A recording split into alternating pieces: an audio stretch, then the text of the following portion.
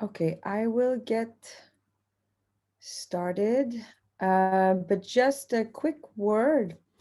Well, first, hi, good, welcome. Thank you for being here. I see that not everybody from the PRE teams are here right now. If you are attending and if you have team members who you know will be um, involved in the communication of your findings or in leading the production of communication products, um, you should maybe send them a quick message to tell them to attend, because this will be used for the dissemination of your PEP findings. Otherwise, the session is also being recorded. Everyone should know this. Let us know if you oppose. If you speak French, I'll say that in French. Si vous parlez français et que la traduction est disponible en simultané, donc il faut choisir interprétation dans le bas de votre fenêtre Zoom, choisir la langue de votre choix, ben, le français, et vous allez pouvoir entendre la présentation en français. For those, so there is interpretation, that's what I was saying in French, but in terms of housekeeping, this is a very short group, small group. So if you want to speak, ask questions at any time. If there's something I say that it's not clear, don't hesitate to interrupt me, and just turn on your microphone and speak out. This is the first of 3 sessions. There will be if enough people arrive during the presentation, we will have a quick exercise at the end.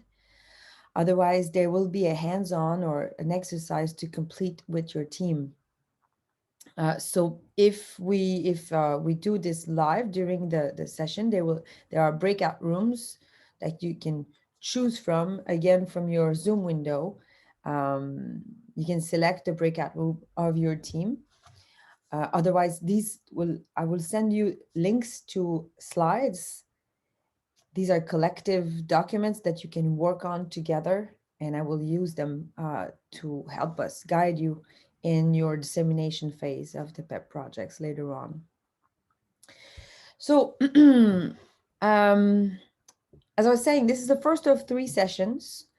The purpose of this workshop is really to review best practices for communicating with policymakers, and especially to communicate an evidence-based information or policy advice to those who are meant to use it to inform policy.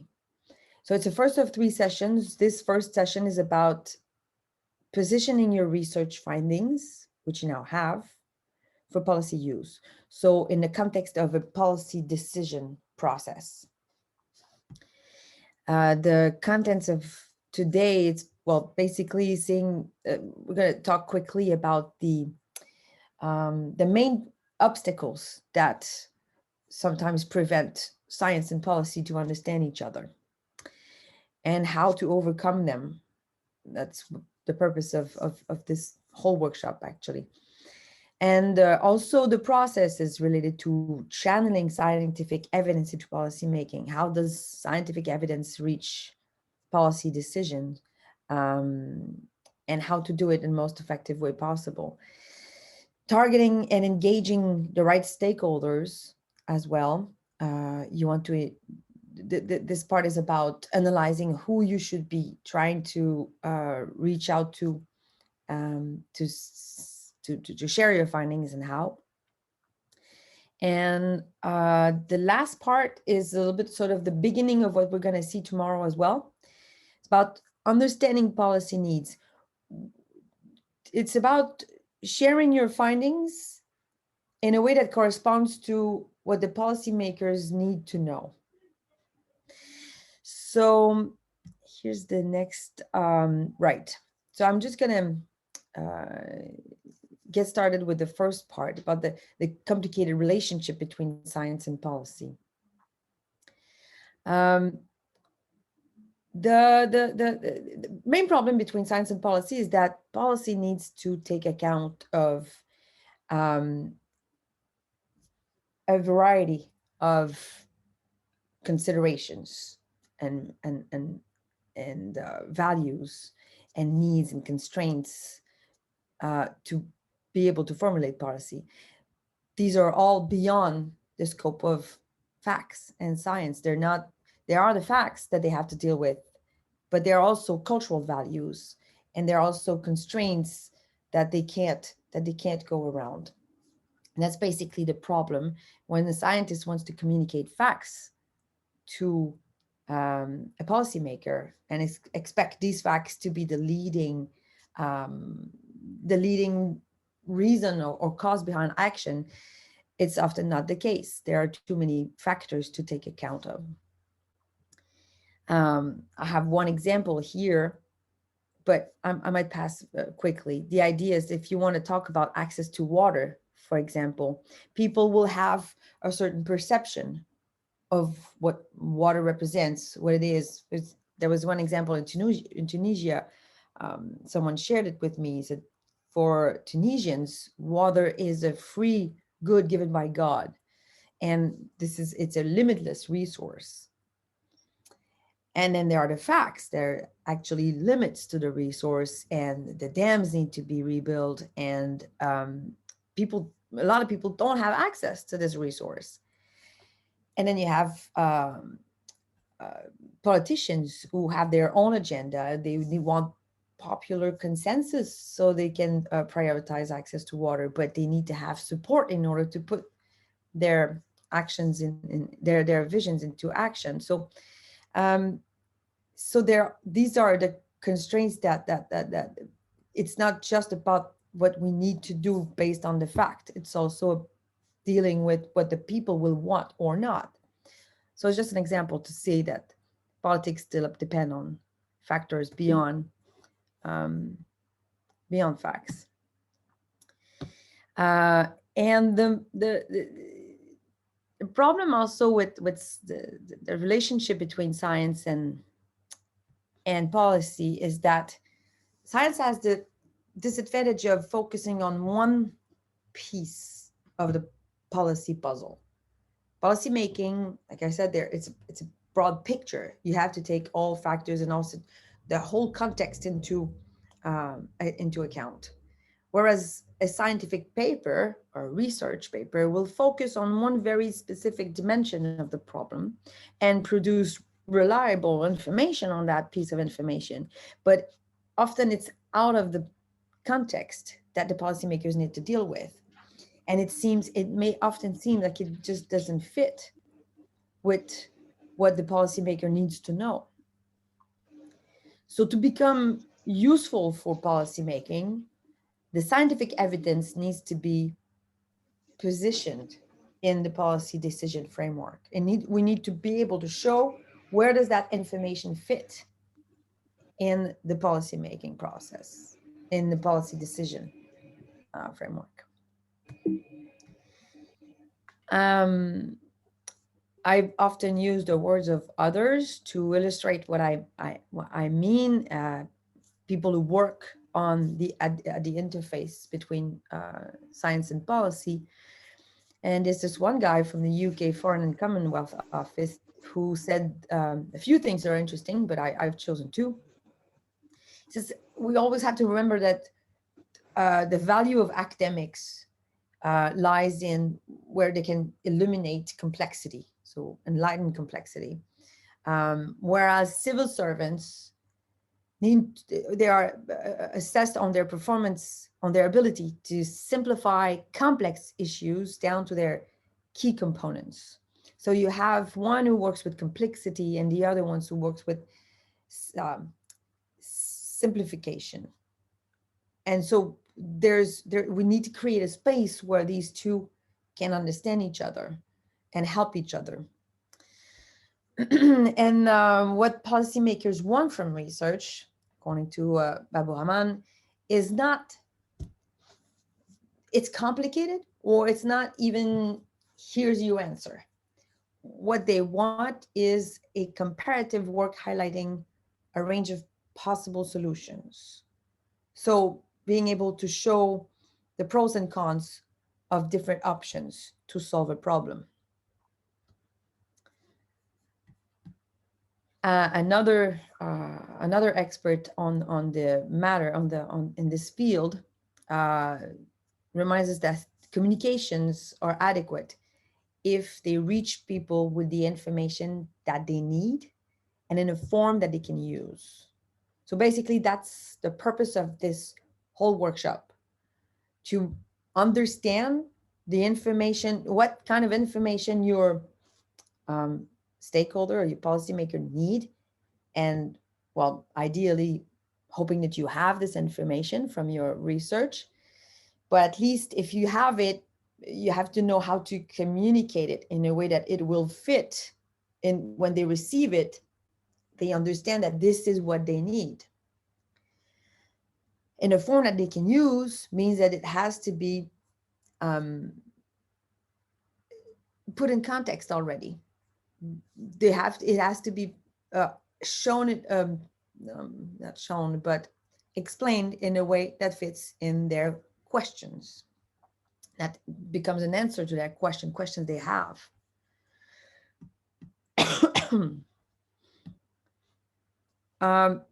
Policymakers or governments in general, their performance is assessed by the responsiveness of their actions to societal demands. It's also assessed by the effectiveness of how their actions achieve the desired goals. And there's also the idea that these goals must correspond to what the population demands. And efficiency is also an important, very important considerations to assess a government's action. If the quality of the intervention, if the intervention was successful, effective, but also at the lowest cost possible. So that's often something that economists should be able to help governments achieve. But strangely enough, in all the PEP research that all the research that PEP supports, there are very little references to cost effectiveness or the efficiency of policy recommendations, of different policy actions. So that's something we're trying to remedy now, to involve to include cost considerations in PEP research and the recommendations that come out of PEP research. Obviously, that's sort of a given, I guess, but like I said, there are many factors that politicians and policymakers have to take account of, then I will prevent them from basing their decisions solely on scientific knowledge. And that's obviously culture, ideology. That's what we call the acceptability criteria. If a recommendation that comes from research or comes from science is inapplicable because the people won't accept it, then it's useless for them. There are also the feasibility issues or constraints. If the government has commitments, specific commitments that they need to achieve, and the recommendation is at odds with these commitments, it doesn't work. Same with budget constraints. Like I said, cost is very important for policymakers. So if your recommendation comes with no cost implications or references, or if it's simply unrealistic because too expensive, then it will be considered useless. And all of that will affect your credibility as well as a policy advisor. So acceptability and feasibility of policy recommendation are important criteria for a policymaker, and you can't really overlook them or disregard them in your recommendations and your communication with them. And finally, crisis. There are obviously, as we've seen in the past year, that there are crises that will come and divert attention and resources from anything else than solving the crisis. And if you come at a time where, with your recommendations, and it's completely out of context. I mean, it doesn't fit with the current context, and again, they won't listen. So understanding policy needs means that you have to adapt your research ideally from the start.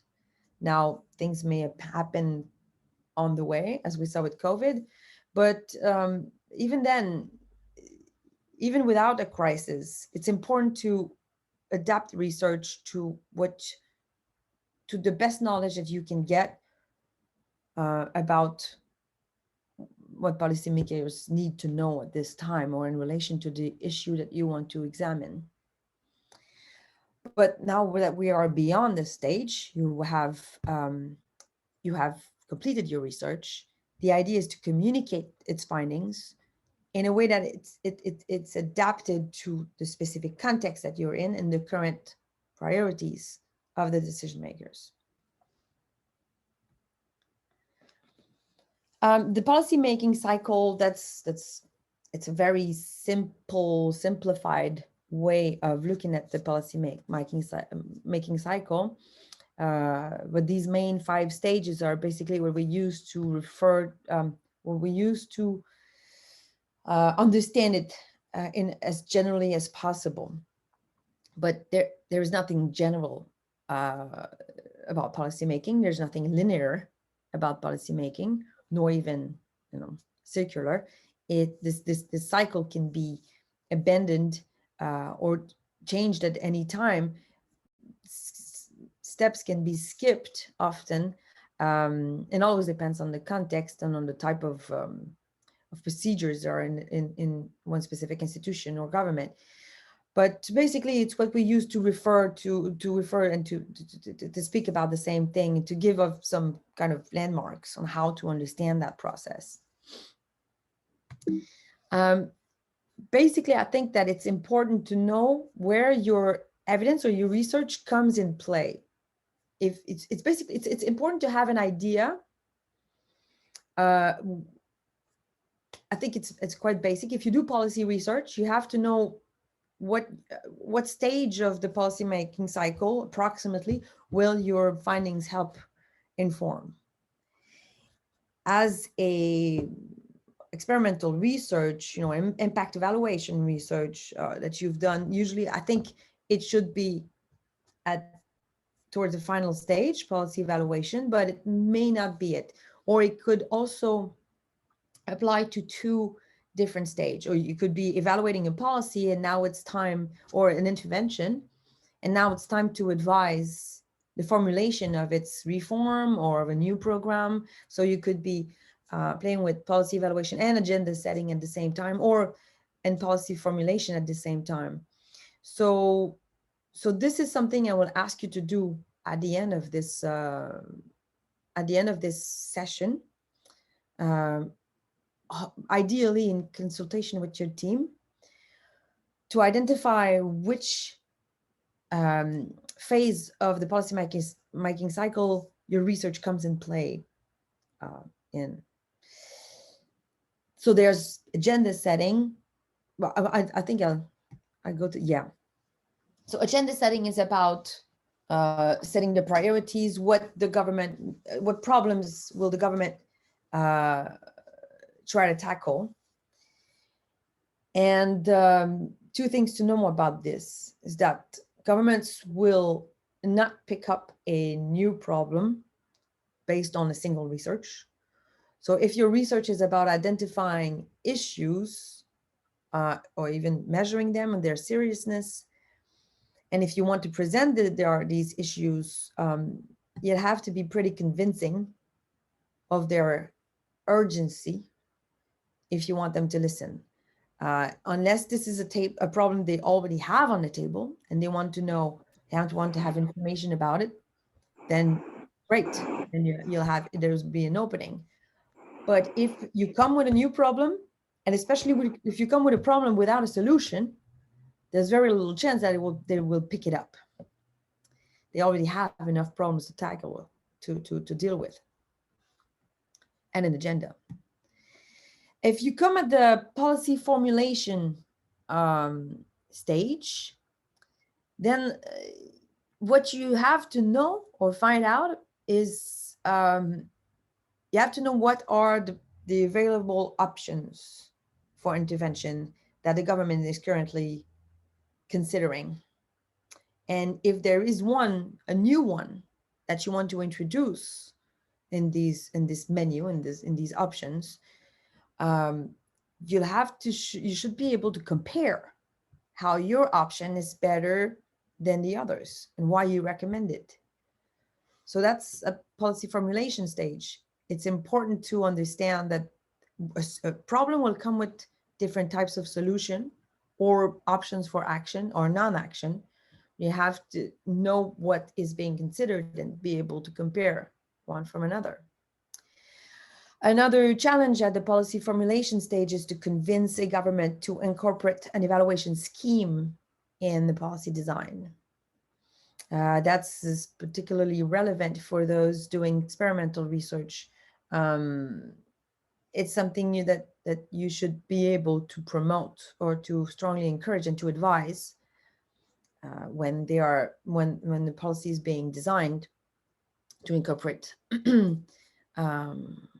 the evaluation scheme for the long term.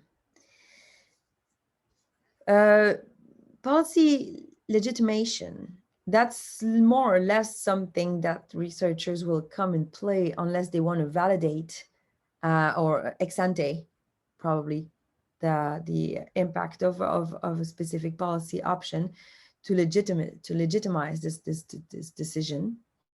But at this point, it's basically for government is to gain support for the option they opted for. And to gain support, what they need is information about the different stakeholders' position or perception of the proposed measure. That's rarely something that PEP research does, but it's still, it's good to know that this is what will matter to them at this stage. And finally, if you are working at policy implementation and evaluation, the final phase of the cycle, that's usually where PERI project, or impact evaluation project, is. The challenges you may encounter is resistance from if you have recommendations to improve the implementation of a program, or if you have knowledge that about the failures of a program, you may encounter a lot of resistance from those implementing it or what designed it. There's also limited capacity, possibly by the implementing organization, to change the way that it's being implemented or to adopt your recommendation. And there's often also limited capacity for oversight to make sure that everything is happening as you recommend it to be in the field. So these are things that you have to be considering when you're communicating your recommendations. Always accompany your recommendations with, as much as you can, technical advice on how to go about adopting these changes in the implementation or implementing them. And finally, obviously you know about this issue, but when you're at the final stage, the idea is, what's missing is the data needed to evaluate, but that's where you come in play. And with the PERI project, you created the data. So when I talk about EIPN, sorry for the abbreviation here, it's evidence-informed policymaking. The challenges for using evidence or scientific evidence to inform policy decisions are overall, they're basically related to the fact that there are conflicting ideas and interests and values among those, or even information happening among those who are making the policy or involved in influencing the policy. So when you come in with your information, if you're unaware, completely unaware of the main interests and values at play, your information may seem out of context and not so valuable. So it's as much as possible, it's important to contextualize the information you share. You have to understand that there are several considerations beyond the scope of science, and that the policymakers have to deal with, have to take account of. And if you can't have information, if you can use this information to contextualize your findings, you'll have a stronger argument. We'll try to give examples, obviously, later on. Finally, another major challenge is that there's very little general understanding, no matter which country you're in. That includes Canada, that includes where governments have very little clear definitions of what should be considered as sufficient or reliable evidence. So if you come in and you try to say that your information is more reliable than the others because of, the way it was produced, you have to be, I'm not sure this is a very, very strong argument, because while it can be with many people, it's good if you can convince them and do it in a clear way that they will understand. But it's difficult to compare for people who are not used to, who don't have research experience, or are not used to comparing scientific sources. And also, how many different research or papers do we need to really consider this a fact and a base for action? This is a main obstacle when we talk about the relationship between science and policy. You want to convince them that the information you have is the most reliable, and the one that counts. But if they have no references to understand what makes this information high quality or reliable, it's difficult of an argument to make. So I think that we have to remember that for policymakers, there are different sources of what we call evidence to inform their decisions. They often use raw data. Raw data is a major source of evidence for governments, but it's not interpreted. When it's not interpreted, raw data doesn't speak for itself. It has to be analyzed. But there's very few places where it is actually required. They will use the data, the raw data, to make their own interpretation, to make it say what they want to say. There's gray literature as well, which is a very important source of evidence for the government. They will use documents from recognized organizations or from other governments or from their own to base their decisions. That's not bad. I mean, there's a lot of good information out there, and information that's been also translated into policy terms and often, but there is no standard across the board to say which, there are very various standards of quality in this sort of literature, which it makes it relatively reliable. Governments often rely on people who are considered to be experts on a topic based on their experience, but people obviously have biases. So our objective is to make scientific literature and scientific analysis more prominent in among the information that the government use. So when we promote evidence-informed policymaking, we want governments, we say we want governments to use this source more systematically. However, evidence-informed policymaking,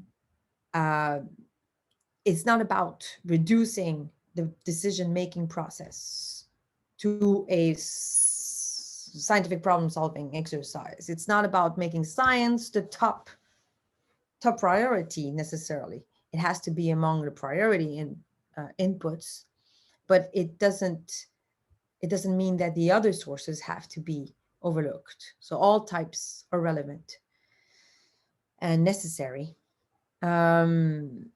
But obviously there is need to give more room to scientific literature. And that's your role as scientific advisor, a science advisor, to show the value of this input.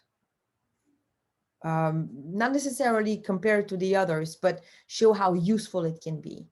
And communication is key. If you communicate the right way, you'll convince more people, and you'll contribute to this overarching goal for evidence-informed policymaking. One thing a small note, when you communicate with policy makers, it's important to remember that they often have preferred sources of evidence. They will prefer, they will know certain data sets that they are familiar with, or experts that they know, or organizations that they are familiar with and that they trust. So if you have the option, if you have the possibility to cite such sources in your communication with them, it could help your argument a great deal. They'll feel more comfortable listening to your advice if they know it's linked to trusted sources.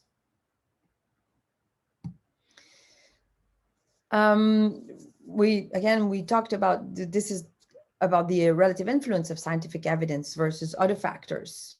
We can try to illustrate it in a very simple way. I just listed a few types of sources of evidence, but it's really much more complex than this. Policymaking, yours is like, it's nothing linear. It's complex, and it changes from one context to another. It can look much more like this. And when a policymaking process is that complicated, it's difficult to know how your research can, or where your research comes in play, and what's the path, what's the best influence path to make sure that it reaches the right decision makers. So what you need to do to be able to achieve this is to understand your context, the context that applies to you. First you have to understand which context, which decision framework your research can help inform, and identify in this context who are the key players. And then through your understanding and your engagement with them and you're talking with them, you try to find the most strategic entry points. Entry points can be windows of opportunities, can be events, or they can also be people who can introduce you to the right people, but we'll talk about that. But the key to influence policymaking is to understand the specific context of the decision that you're trying to inform. And that's what this, again, this session is about, or this workshop is about, understanding the context that you're trying to inform. There's always there are three main sources of knowledge into policy. There's local knowledge, there's professional knowledge, and there's scientific knowledge, obviously. The professional knowledge is the one that I think that you should focus on. Local knowledge is very important for policymaking, but within the time and means of your project, if you want your evidence to reach the right people, I think talking to those who are involved in the policymaking process is more effective. Local knowledge comes more at the onset of your research to understand the needs of beneficiaries. But professional knowledge can also inform you. Those who hold professional knowledge can also inform you about that. Those who are involved, the state actors who are involved in the policy making process, who have experience about the policy making in relation to a specific issue. You have so the people who work in government, civil servants. You also have advocates. Um, we'll talk about those. But basically, the idea is that you have to interact with them to be able to know, to understand the context that you want to influence. There are several types of stakeholders, many types of stakeholders involved in that complex system of decision making. For the stakeholders are influence paths that you can choose from. In PEP, I think our recommendation is to focus on those, because you can't spread your efforts with all stakeholders. I would choose those who are most relevant among these six, those who are most relevant for your specific context, for your specific issue. I usually recommend going with state actors and political parties, those who are making the laws or those who are designing the programs, even if they are not in favor of your recommendation for now.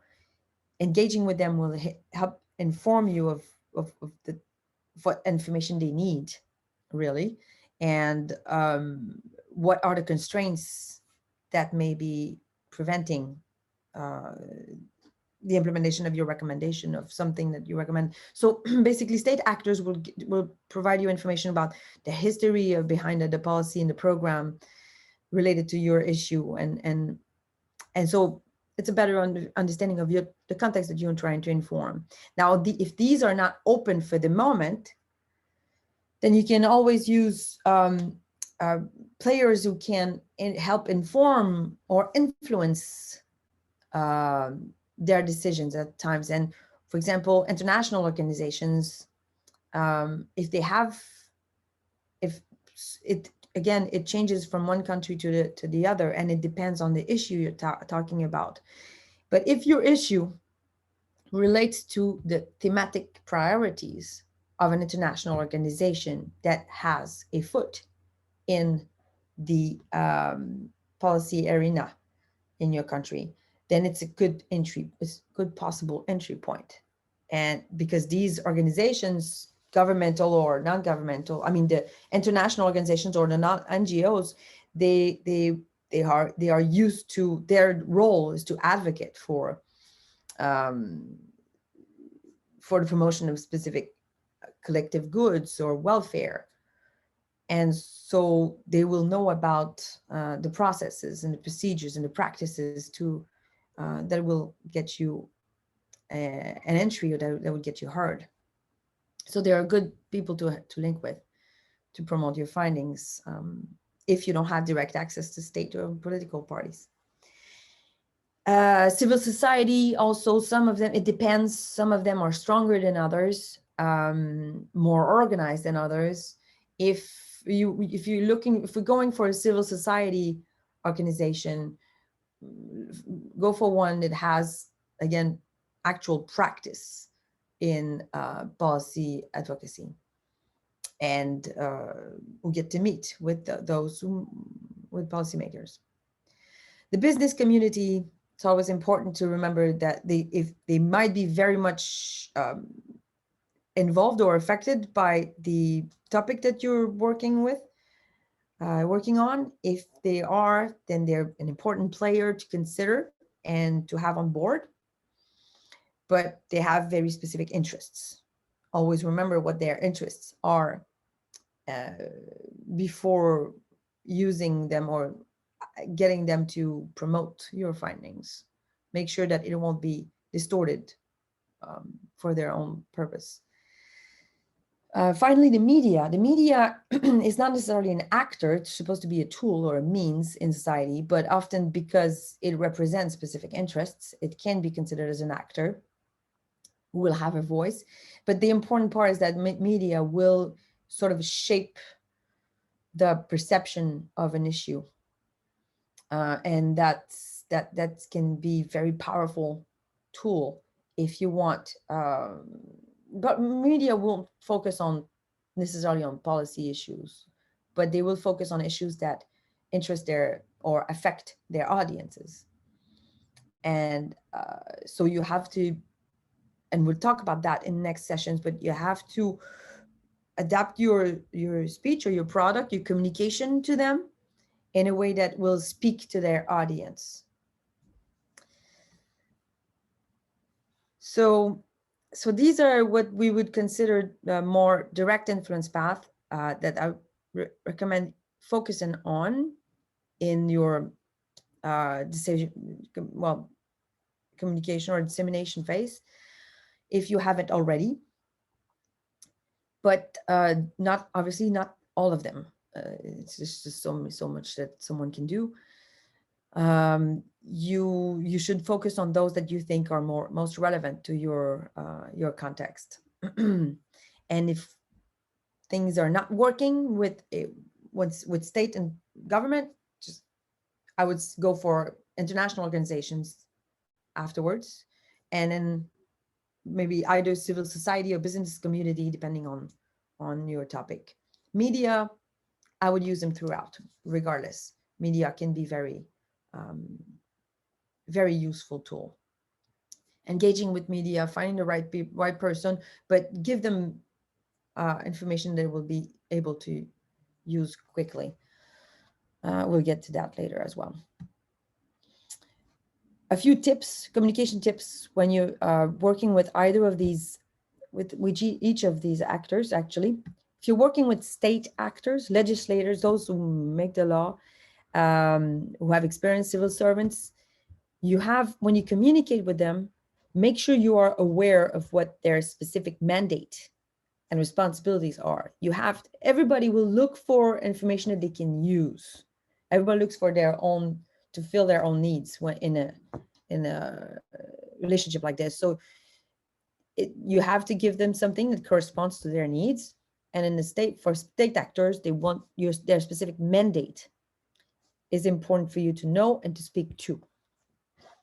With politicians, you want to focus on their political capital, how the information you're providing them affects their constituents and could affect their popularity, or how they get consensus or support. With civil society, again, you have to speak to their specific advocacy agenda. What do they want the government to do?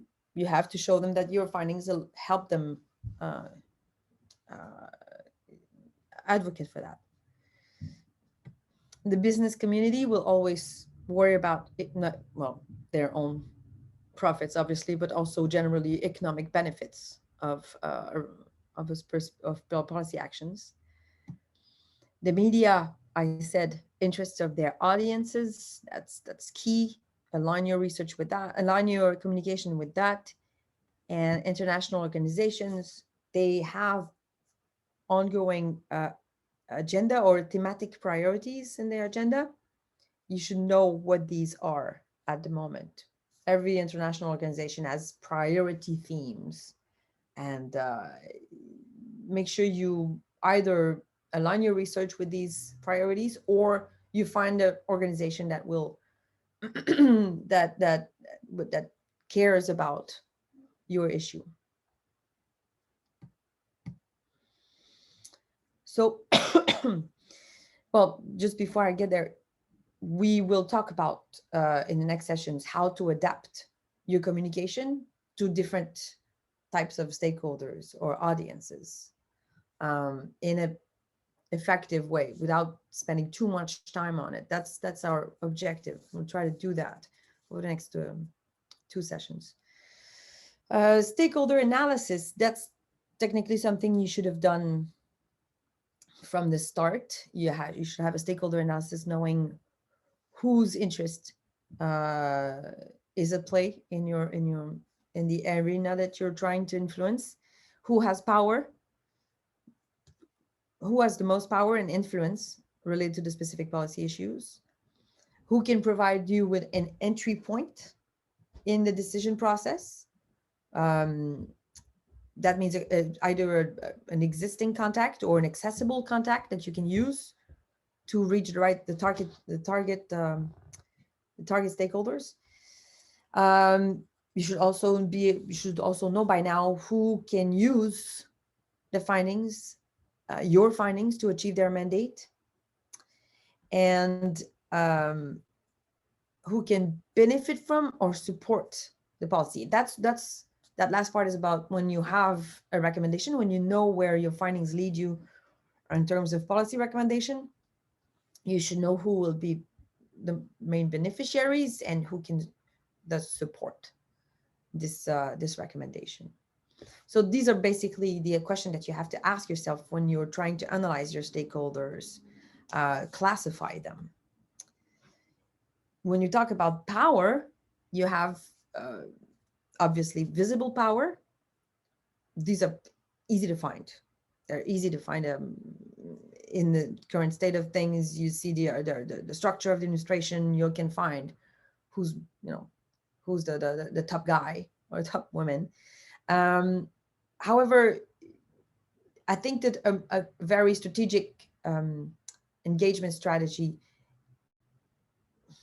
no, a more effective engagement strategy is when you focus on those with the hidden power. So the actors behind the official decision makers, those who advise them and those they listen to.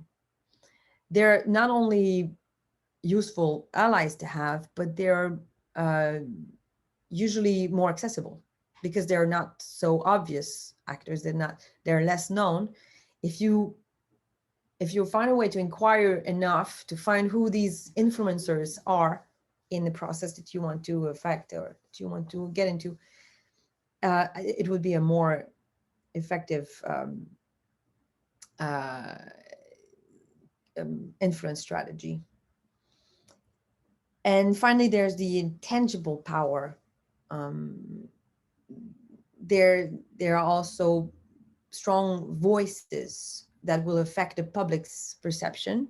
They can be social networks, media we've talked about. There are also advocacy groups who have a strong base or an important outreach, an important reach, and you might want to use them because if they listen to you and they promote your findings, then you'll get noticed by those who make the decisions. So yeah, sorry. So there are 4 steps to stakeholder analysis, most of them which you have already achieved. And now that you have findings, we need to go back to something. First of all, define a research topic, obviously, an intended policy change. Now that you have your findings, you know what policy change or decision you recommend. You identify all relevant stakeholders. Technically, again, you should have already done that. And if you haven't, then maybe go back and see, talk to a few people, see who cares, who matters. And finally, you classify the stakeholders. I'll get back to that. Who has the most power to act or to influence, whose interest is being considered, and finally, their different position of if they are in support or opposed to what you would recommend. That's an important part that you must do now, and I'll show you how to strategize this. And finally, once you have identified your target, you engage. So basically, the analysis leads to a strategy by prioritizing the stakeholders, and then you engage. Okay, I should have, yeah. So the classification of stakeholders is based on 3 things. Their level of interest. You should try to find those who are interested, who most likely will be affected by the policy change, by what you're recommending. And the type of interest, what type of interest do they have? Then you classify these ones, those who are engaged, according to their power to act, their role in the policymaking process, what type of resources they can mobilize, if at all, or what kind of people can they mobilize also, who are listening to them, and well, yeah, their relative influence, obviously.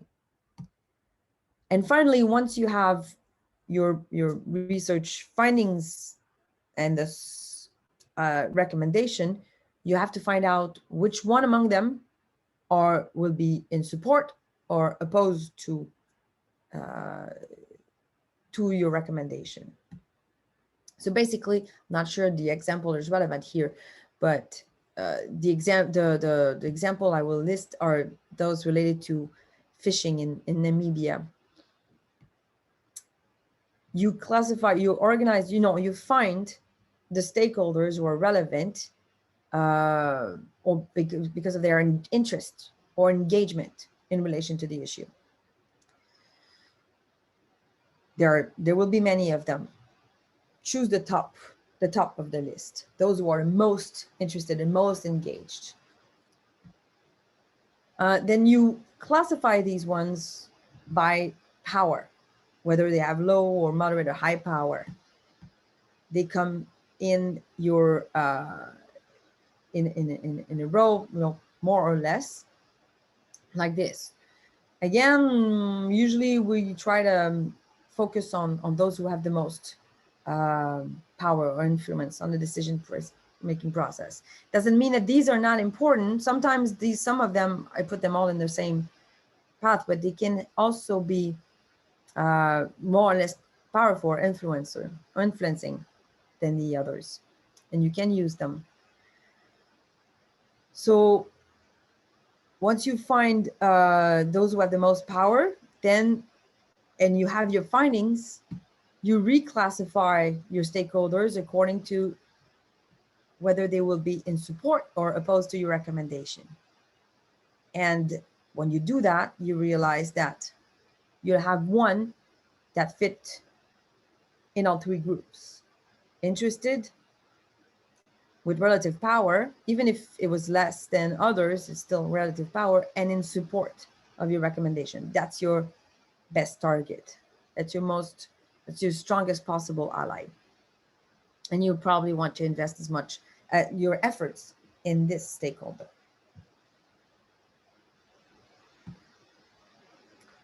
To engage with stakeholders, three pieces of advice. First, be proactive. Don't expect policymakers to find you or to read your paper. They won't.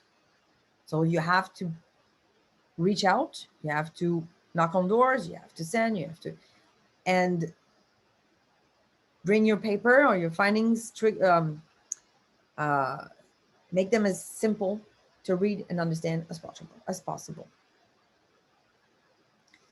Second is be prepared. You may have opportunities to meet people, and maybe at the very last minute. If you have time to prepare, make sure do your homework. Make sure you know who the people you are about to meet. Make sure you know what these people care about. What's their interest? What information are they looking for? And what information can they give you? Have your questions ready. And so also what is the best strategy to interact with them? Are they in a position to another institution? Are there topics you should avoid, or topics should you emphasize on? How can you raise interest in your project from these stakeholders? So these are the things that be prepared. The things you can do to prepare, and beware. Beware, because policymakers often prefer certain sources or of expertise or information, certain institutions or researchers as advisors. It's not a competition.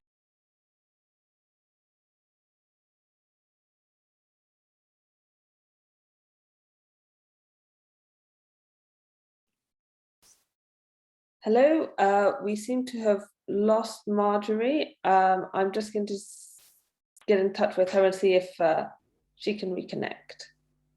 Thank you for your patience.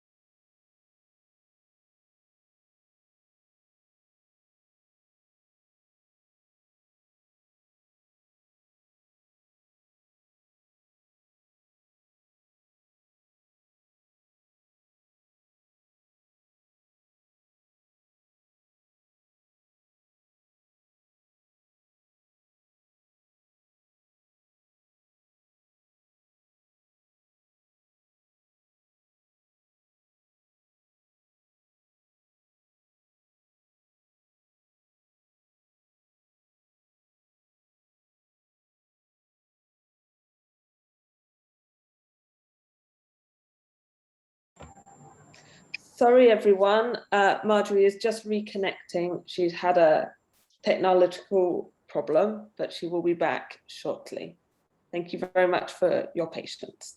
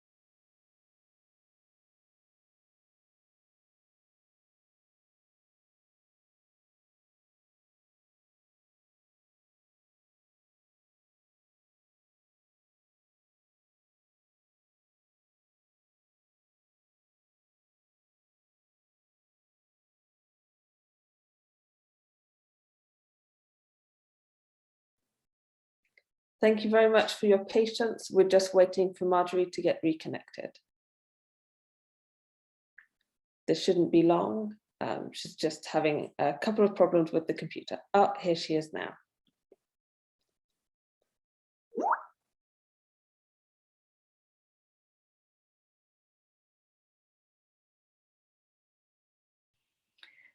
Hello, can you see me now? Can you hear me now? Yes, thank you. Glad to see you again. I'm sorry. I don't know what happened. My computer just, I guess it overheated and it stopped working, and I was talking to myself for 2 minutes. Can you tell me where I was exactly when I dropped out?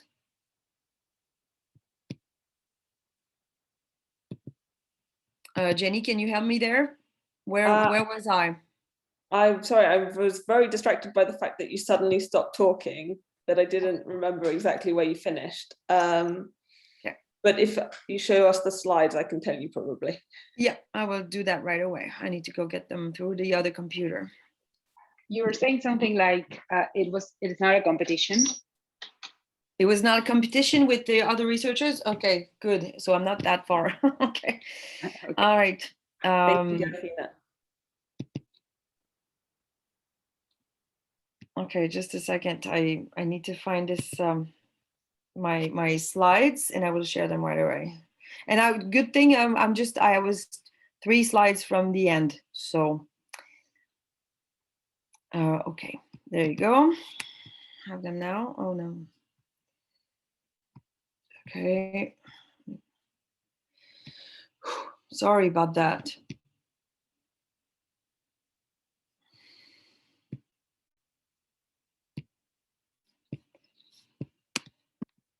Okay.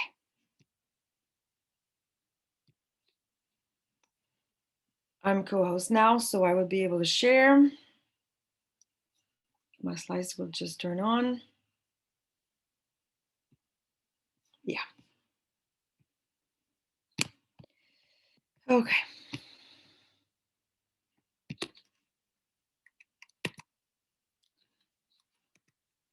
Okay.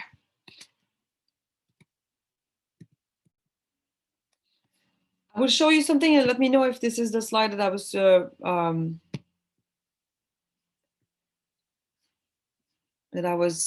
showing. Yeah. Is this a slide? When I said, did I say be proactive? Do not expect policymakers to find you and you read your paper? Have I said that? Nobody knows?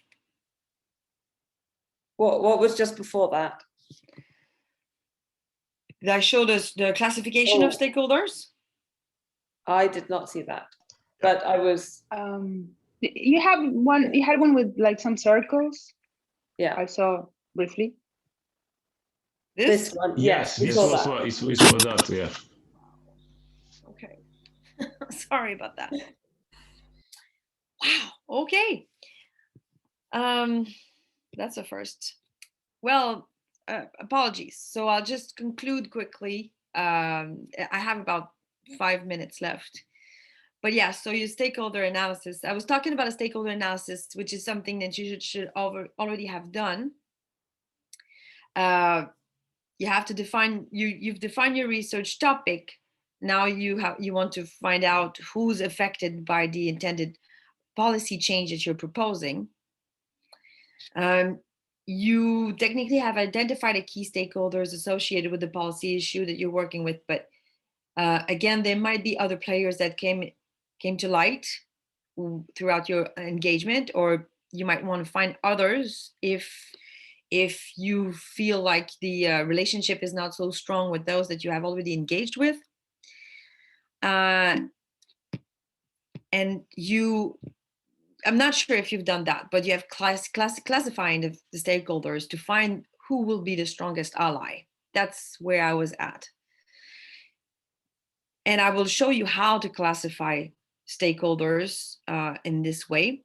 Basically, now you can, because you have a clear policy recommendation for policy, so you know who will be in strongest support of that recommendation based on their different interests. So the analysis you've already concluded, but what you now need to do is to organize them to find the one that will be the strongest support. So classifying stakeholders first is based on the level of interest. Who's interested in this issue? Who's engaged in advising or advocating for in relation to this issue? Who has power to act? There are different types of power, which I'm not sure now if I've talked about. Yeah, I've talked about the different types of power. You want to know who will have the most influence. It may not be the person who's the most obvious, may not be the minister, it could be someone that's just at the bottom of the food chain that seems like it from a title perspective, but has a lot of influence in fact, in de facto. So then you want to engage with these people, prioritize them, they will be more effective. And finally, the position. Once you have your findings, now you want to update your stakeholder analysis based on the position towards the recommendation that you're making. So I want to give this example. The nature of the example is not so important. We're talking about fishing in Namibia. There's a policy related. You want to recommend a certain policy related to fishing in Namibia. First, you identify all the players who will be interested and engaged in relation to this issue. There are players in the state, in the government. There are players in the business community who have business interests, those who are advocating for specific actions in relation to fishing, like NGOs, and you have civil society organizations, possibly. The idea is you have to do an inventory of all those who will be the most interested. Choose the top ones. Now, those who may have an interest, really focus on those who have a clear interest in the topic. Once you have those, you want to distribute them on the power line, so from lowest to highest power. You may find yourself with some that I made a mistake here. I put all those related to civil society or non-governmental as low power. That's not always the case. Some organizations like this may have more power than it looks just because of their influence on media, for example. So these could be important highlights, but usually you focus on those which have the most influence on the policy making process. And then once you have your findings, you know exactly what your recommendation is. You define which one will be opposed and which one will be in support. And you find yourself with a complete new distribution. What you have to do is identify the one that was part of the top group in all three categories. And it may not be the one with the most power, but it's in strong support. So basically, you want to focus on this because it will be the most effective ally in your dissemination, and they have relatively enough power to help make you visible. So finally, the last part about engaging stakeholders. When engaging with stakeholders, I have 3 recommendations. The first of all, you have to be proactive. Don't expect them to find you or to read your paper. You have to find them, to knock on doors, get them to know you, to acknowledge you, and make sure that when you share your evidence, make it as clear and easy to read as possible, easy to understand as well. Don't send them your working paper. There's no use. They're not going to read them. So that's what the next 2 sessions will also be about, that, making your communication product digestible. And be prepared. Before you meet stakeholders, be sure to do your homework. What's their interest? What type of information are they looking for? What do they need to know? Or what can they provide you? What kind of information they can give you to help you guide through the next step of your dissemination or strategy? What can they give you and you can give them?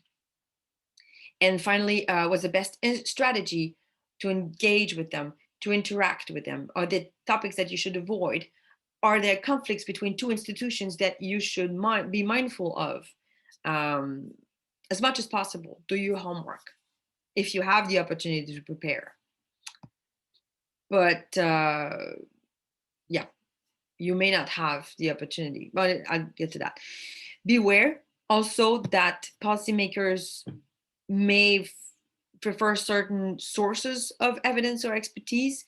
If they do, if they have people they're already listening to in relation to an issue, try to make allies with them. It's not a competition. You want to get their help, support to reach to these people, to maybe as an entry point, just to get a meeting. And they may not trust sources outside of the policy system. So don't try to aim for the top guy first. If you're no name, it won't work. They may listen, but not really give you credibility. So you want to build allies through the system and start with those who can introduce you and give you credibility because of their access and their own credibility. Finally, context matters. Context matters when you're talking to policymakers. What they're really interested about is issues that are important now, not stake actors. Stake actors may have a more long-term perspective or broader perspective, but for policymakers or those who are involved in the government and policymaking, politicians, I'll say, they will care about what's being talked about in the media right now. What are the public perceptions about an issue? They'll talk about their own commitments as part of the electoral cycle. And they care about what affects their constituencies, their core supporters. So entry points are, I don't know what happened in that word. Entry points, I've mentioned this before. This is what you're looking for to access the right arena. Windows of opportunity, either windows of opportunity like to catch the attention. It could be events. It could be a government process, ongoing revisions of an existing legislation, new budgets, major policies or strategy documents that are coming out and how not yet clear how they were implemented. There are opportunities in the policymaking process itself. There are changes in administration that can be great opportunities as well.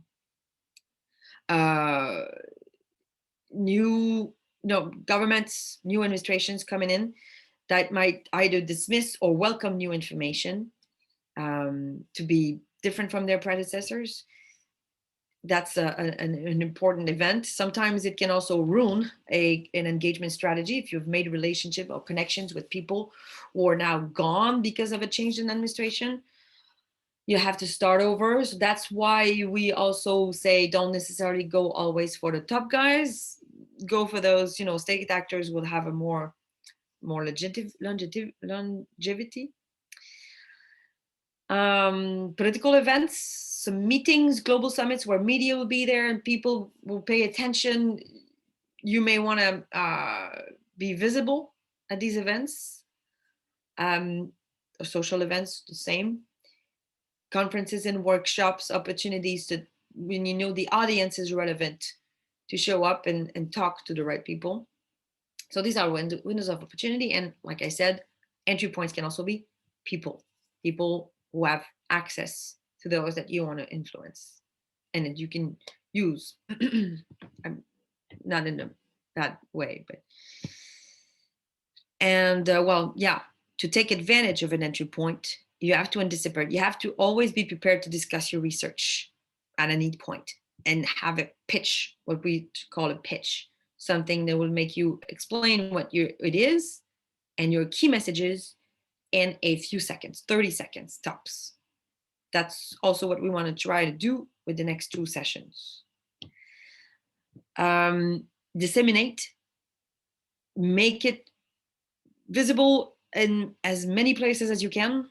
If you have access to websites or the platform, social media, create a space. If you have an opportunity to create a space where people can interact, debate on the issue, do it. So you want to put it out there as much as possible. For this, you also need products to share, a quick read, a short summary, 2 paragraphs that will lead to the more important products. But basically you want to have something ready to use.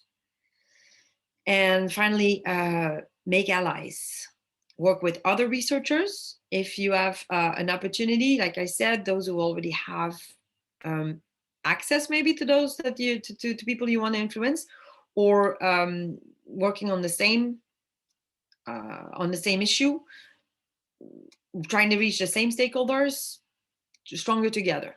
You'll find a lot of advantages in working with other researchers in towards the same goal. And foster relationships as much as possible with those who have influence. It's not just a one-time email, trying to reach out. It's this person will have to know you before they trust you. Journalists also, same thing, trying to engage. And if you engage with journalists, try to find those who will be useful ally throughout many projects. Maybe find some that are looking for the kind of information that you can provide them, and create a relationship with them. They also have an interest in having a relationship with you, so take advantage of that. Right, that's something I might want to go quickly on, but basically for the next session we'll talk about how to build a strong policy argument based on your research results. Yeah, no, I'll discuss that tomorrow because I've already taken too much time. Yeah, okay, no, tomorrow. So basically, I think that for today, if you want to prepare, so tomorrow we'll see about creating a policy message or policy argument based on research findings, and how to structure it in a way that it will be appealing, attractive to an audience. It will be understandable and they'll want to know more. And also how to adapt this message effectively to different audiences depending on their specific interests. So that's for tomorrow. You will have, if you want to prepare, and I'm not going to give an exercise out in breakout room today because it's not everybody's here, but it's still an exercise that you'll want to do with your team before as the first stage of the first step phase or action of your dissemination strategy. Jenny or Michael, can you put the links in the chat room? Yes, I can do that right now. Thank you. So in the chat room, Jenny will post a series of links per team. So each team has, I've created slides on Google Drive so that everybody can access and work on together. And you'll find the links to your team slide in the chat room, and I will also send them my email so that everybody has access.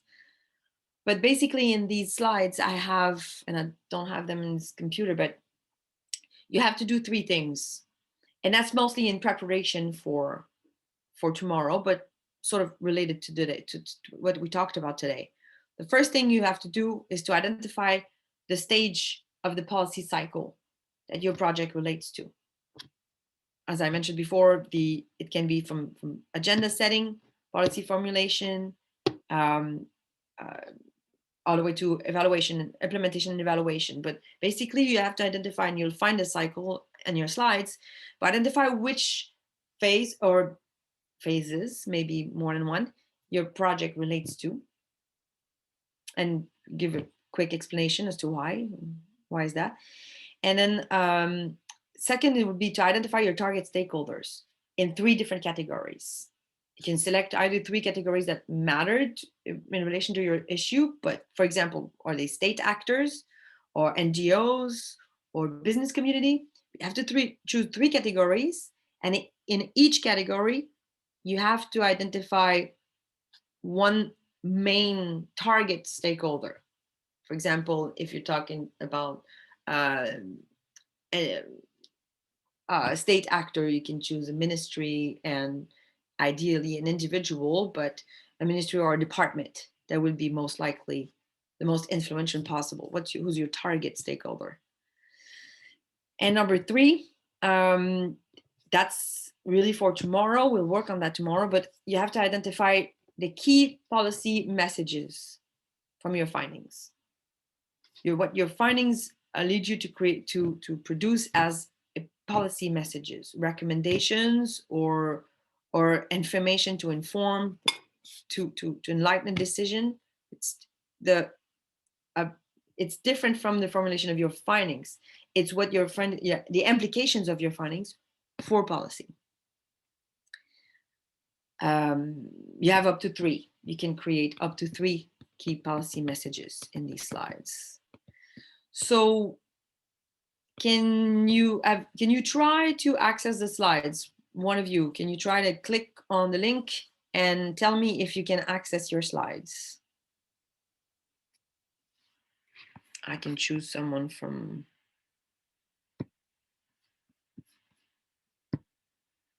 For example, Isabelle Becot. Which one is your team? Joshua has confirmed that he can access his team slides. In the chat? Yes. In the chat. Okay, great. Okay. So thank you for that. Okay. It works. It works? Excellent. Yeah. Okay. So Thierry Cote d'Ivoire, it works. Okay, perfect. Yeah. Okay, great. So then I will share the links again with by email, and I strongly encourage you to do that exercise with your team before the next session, so we can work on your policy messaging tomorrow. So yeah, and I that's it for me for today, and I really apologize for what happened with my computer.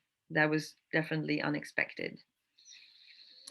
And if you have any questions anytime, let me know. You can let me know now, or you can send me an email as you wish. Otherwise, I will meet you again tomorrow morning. With the computer will not die on me. I will meet you again tomorrow, well, not morning for me, but tomorrow, same time, for the second sessions, which I will host in co-host with Jenny Harwood, our communications expert in PEP.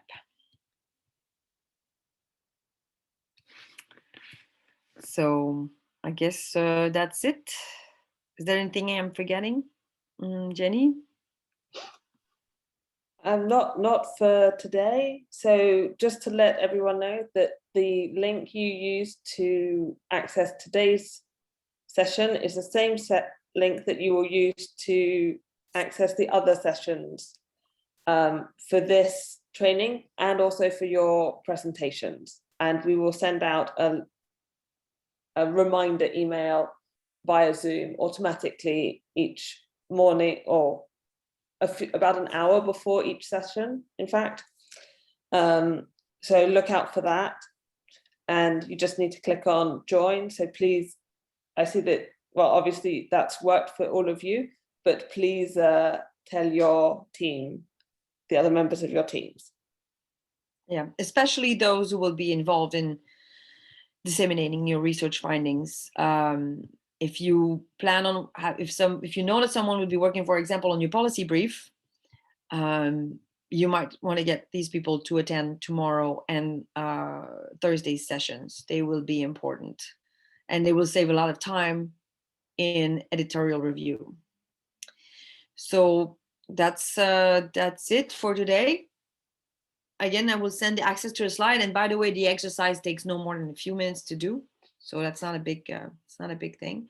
If you can find time, that would be definitely useful for tomorrow's session. Have a good end of day. Marjorie? Yes. And from the chat box, Chitalu asks that we edit Zimbabwe to Zambia. It's just in the slides, it's correct. It was just in the document, in the email, that it wasn't correct. Oh, it was in the email, in the chat room, but in the slide it's Zambia. It is correct in the slides. Yes, sorry about that, but we can tomorrow when I send the link by email, it will be corrected. I don't know why I don't see the chats, but I can't see the chat. Oh, there you go. Okay, so yeah, so if you have any other questions, I'll be open tomorrow or by email. Thank you, everyone. Sorry for the mishap. Have a nice day.